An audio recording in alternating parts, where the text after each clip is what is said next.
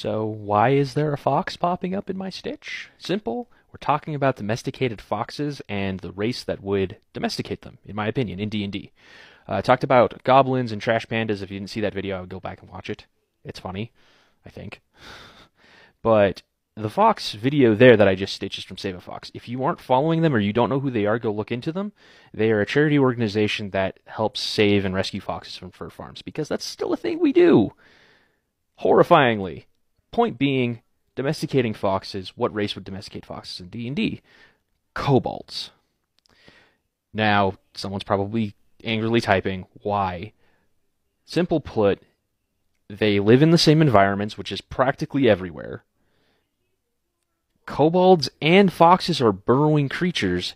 They're both conniving and thieves. They steal stuff from things and get into places you don't want them. And they're both incredibly intelligent. Now, the reason that they would have a symbiotic relationship is because while they're both burrowing creatures, they actually gain benefits from each other.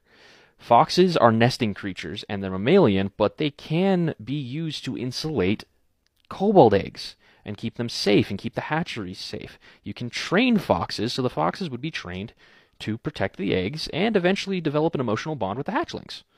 And then the kobolds would be protecting the foxes because fox pelts are heavily hunted. Like, that's one of the things we used to use in clothing was fur, specifically fox fur, because it's very, very warm if you get it at the right time of year.